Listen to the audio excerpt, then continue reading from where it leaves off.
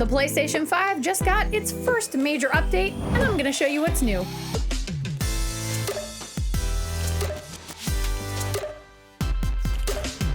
It's been 6 months since the PS5 first launched back in November of 2020, and even though most people can't get their hands on a console still, thank you chip shortage, if you could just get it together, that would be great. Sony is still pushing forward with software updates. This is the first major update to the PS5, and it includes things like extended storage capability for PS5 games, some game base updates, accessibility options. There's all sorts of stuff that we are going to check out. In case you're wondering, did Sony provide this PS5 to me? No, I am not influential or cool enough to be considered for free consoles. This is bought with my own hard-earned money. And I also made a new profile so as to protect the privacy of my friends and my own personal information. But who knows, if you drop your PSN down in the comments, maybe I'll friend you. We'll see.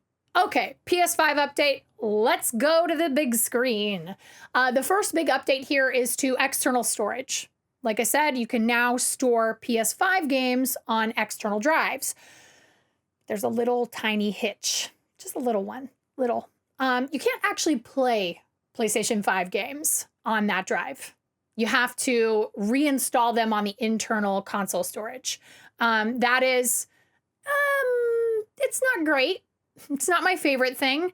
But Sony says it's faster to reinstall games that way by copying the data back over to the internal storage as opposed to re-downloading it or even copying it from a disk. And also, if you think you're going to save yourself some time and internal storage space by installing games directly to an external storage device, also not available to you. You actually have to, there's a lot of steps. You have to download a game directly, a PlayStation 5 game specifically, directly to the internal console storage and then move it to the external storage device that you'd like to use. Let's say maybe there's a PlayStation Plus game that you have really been looking forward to, but you know you're not going to get to, like Oddworld.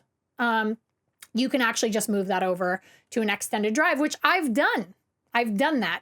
You can see the little icon right there next to the PlayStation Plus logo.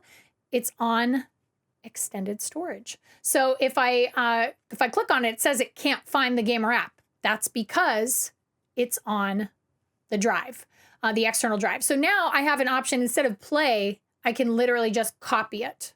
So I can copy that right back over from an external drive to my PlayStation 5. So it adds it right into your downloads updates, just like it would if you were re-downloading the game, if you were installing the game. If you're wondering what drive I'm using, Sony did say there are some requirements for speed, transfer speed and things like that. That's on their official blog. I'm using the Seagate 2 terabyte PlayStation 4 game drive. It's not terribly expensive for 2 terabytes of storage. It meets all of Sony's requirements. But if you're interested in other drives that we recommend, I will drop a link down in the description. Okay, so it's copying over. It does seem to be going pretty fast, which is nice. I don't have any issues there. I think that's pretty cool. While that works, I'm going to go ahead and show you guys some of the new video and accessibility features. So let's go into settings. And here is accessibility. If you need a zoomed in screen, that is now an option for you. If you are visually impaired, if you are just like me and you're getting old and your eyes are going bad because all you do is stare at screens all day, and Zoom meetings, you can enable Zoom. So you can zoom in and it is adjustable, which I appreciate very much. So you can do that. You can also go into your video and screen options, and there are some new features and functionality here. So video output, you can go down to HDR. And before this update, there were two options. There was off and always on. And if you plugged in your PlayStation 5 to a non-HDR display and it was set to always on, you might run into issues where it would just not show anything, which I think freaked a lot of people out. I think they thought that their PlayStation 5s got bricked or something weird happened or there was a glitch or whatever. You can just now choose on when supported. that is now a new option. So I appreciate that. My main TV in the living room, I don't have HDR. I got in on that 4K wave before HDR was cool. My TV's old, but my monitor here is almost brand new. I bought it less than a year ago, and it does have HDR, and it's awesome. So I will turn on, when supported, HDR, which is pretty cool. You can also enable now 120 hertz output. So this is for games that support 120 hertz frame rates. So I would imagine you're going to see this in a lot of first-person shooters. Be very, very helpful for you. Definitely flip that on to automatic if it isn't already. I am a big fan of that. And those are most of the sort of Easter egg kind of small updates that they've added to your settings. Soulstorm's already transferred over. So that was actually pretty quick, which is pretty cool. The game's there. And if I wanted to transfer it back, all I would have to do is just, I think I can actually do it from here. I'm going to hit options. And there it is. I can actually move it right back to the USB extended storage if I wanted to. So pretty quick, pretty easy. I'm impressed. I like that option a lot. Like I said, sometimes I download PlayStation Plus games and I'm like, I am never going to get to this in the next like month or two. I just have other stuff that I want to play right now. And so this is a very appreciated feature, at least until Sony enables the M.2 expansion slot inside the PlayStation 5. Then you can add an M.2 drive in your PS5 and expand your storage that way, which I would imagine hypothetically you would absolutely be able to play games directly off that drive. Like there's no reason you shouldn't be able to do that. Don't run out and buy an M.2 drive just yet if you're excited about that feature, because Sony says they want to be able to give you details, again, on like requirements, minimums, speeds, things like that. So don't go too crazy on the extended USB is all I'm saying. You probably want an M.2 for your PlayStation 5. Okay, so another cool feature that they've added is they've expanded SharePlay. It's now cross-generational. So now I can SharePlay with somebody who's on PS4. I can go to GameBase. There are some updates in GameBase just in general. You can see now I can toggle between parties and friends very easily with my L1 and R1. I've got Lolo Rice online, so I am going to go into this party. SharePlay is a little bit, like, Sony likes a lot of steps, right? So this is how you have to work out SharePlay. You have to make a party, add whoever you want in there. Then you have to join the voice chat within that party. So we're going to do that. We're joining the voice chat.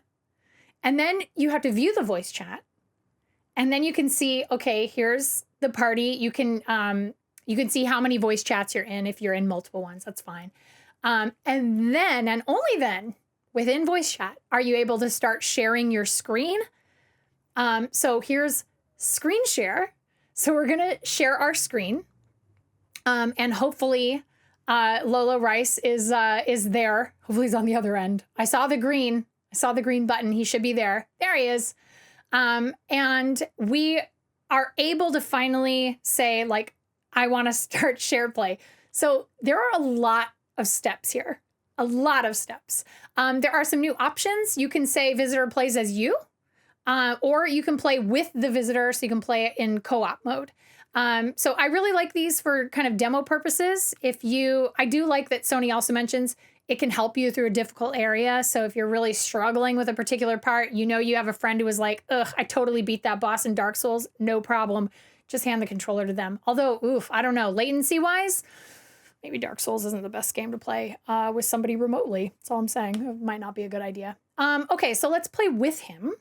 So we're going to do a share play session. And you can see there's the screen time. It has a timer when he joins, same as PS4. So it's an hour long. You can share play for an hour.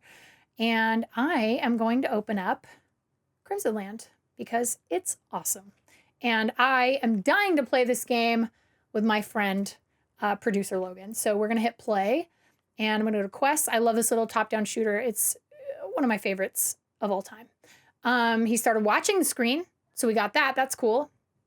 And then let's just double check that he has the ability to play with me at the same time, because I think that's probably important. Okay. Change play mode. Oh, okay, so we can switch it at any time. That's nice. So I can switch that at any time. And then let's go and let's do the thing. Let's play some Crimson Land. Let's resume, shall we? So let's see if he can join. It says press fire to join. Hopefully he's able to join me. Hopefully. Fingers crossed. Oh my God, what if he can't? I'm firing. He said joining to start playing your game. He's doing it. It's happening. I have to fire at these spiders. Oh no, don't touch, don't touch. Can I get a second person in here? Help me, the spiders are coming. It's a little laggy. I'm not super thrilled with that. That's kind of lame. Maybe I'll go, let's see, restart. There we go. There he is. I had to restart the level. I think he needed to start at the beginning with me. He couldn't just jump in. All right. So we're shooting our sad little guns. I'm going to get this ion cannon because that looks fun. Oh yes. More power. I actually really like this. It's a little choppy. It's a little choppy. No crazy things that require like very precise reflexes required. Maybe that's not a good thing. But if there's like a platformer, maybe an RPG, shooters like this, like maybe there might be some scenarios where the screen is just too full. I don't know, but this is pretty awesome. I like this idea of being able to play with a friend, and also kind of give people, if you got a pal who wants to check a game out, hasn't really played it yet, isn't sure it's worth the money, has maybe watched some Twitch, but still doesn't know if it's for them. This might be a really good option to sort of show off how a game works. Again, it works with PS4 and PS5. So if I had a friend who was on, PS4 and they wanted to check out Bug Snacks or, Astro's Playroom or whatever, they could do that. So that is, that's really cool. And also, very helpful to have your friend check out those PS5 games if they haven't been able to get their hands on a PS5. So that's kind of also nice. It's a little choppy. Like, just full disclosure, it is a little choppy. You may want to make sure that both of your PlayStations are hardwired into Ethernet, no Wi-Fi play. That might help. But other than that, I don't know how you would make that maybe a lot better. I'm gonna go ahead and stop this share play session. Here we go. Let's go into our voice chat again. So many steps. All right, cool. So here's that. And we're gonna stop our share screen. We're gonna stop our share play. We're gonna stop all the stuff. And I am going to leave. I'm going to leave the voice chat. Logan don't want to talk to me anyway. So yeah, and it'll say your share play session has ended. All right. Well, that's pretty interesting. I am into that. There are a couple things I can't show off. So I can't show off the quick way to disable in-game chat. So in-game voice chat, you can disable that very quickly. And also something I can't show off, but is really neat, is this ability to have game update pre-downloads. So if you've ever purchased a game in advance, you've pre-ordered a game and then it starts downloading the game before the game even launches. Very similar, just for patches, not for games. So developers can enable that. It's on a game-by-game basis or a developer basis.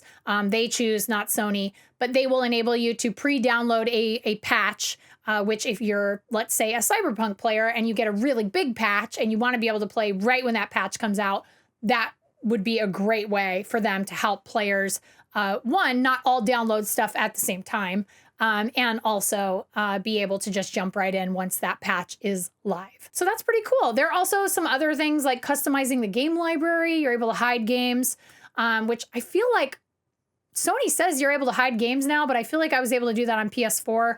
Maybe I wasn't able to do it on PlayStation 5 until now.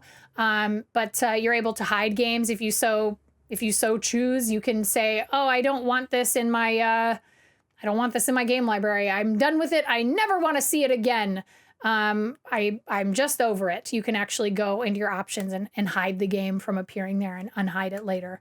Lastly, this is probably my favorite update, aside from the extended storage stuff, trophies. So I get very annoyed at having to wade through piles and piles of screenshots and video clips for every bronze trophy I earn in a game. And now you can change that, which I am a big fan of. So you can say you don't want pop-ups, all this standard stuff that's always been there. But if you go into trophies, you can say, I want, this, oh, I'm sorry, these are the notifications for trophies. Captures and broadcast, my bad. So here is options for trophies. So you've got these trophy screenshots. You can say automatically save a screenshot when you earn a trophy at certain levels of trophies. So instead of every single trophy, you can say, you know what? The only ones that are important to me that I want some sort of, commemorative screenshot for are platinum and gold. Or maybe your trophy videos. I only want a video for when I get a platinum. That's all I care about. You can now do that, which is very nice. I am so appreciative of this. I really absolutely cannot stand, I cannot stand it having to look through all of these, especially in games like Control, where there's a photo mode and you're just, you have to just wade through all these trophy video clips and just to get to the picture or the clip that you actually wanted to get to. I'm very into this option and I'm glad it exists. Thank you, Sony, very much. That's a big one for me. That's all I'm saying. It's a really big one. So those are the major parts of the update. Sony says it is also in the process of updating the official PlayStation app, which will include options to manage your console storage in the coming weeks. So hopefully we'll be seeing that. Give a big thumbs up if you want an app walkthrough of the PlayStation app once all of those features go live. And be sure to subscribe if you haven't already. And you can watch this very handy playlist somewhere around my head for more PlayStation 5 content. Till next time, be good humans.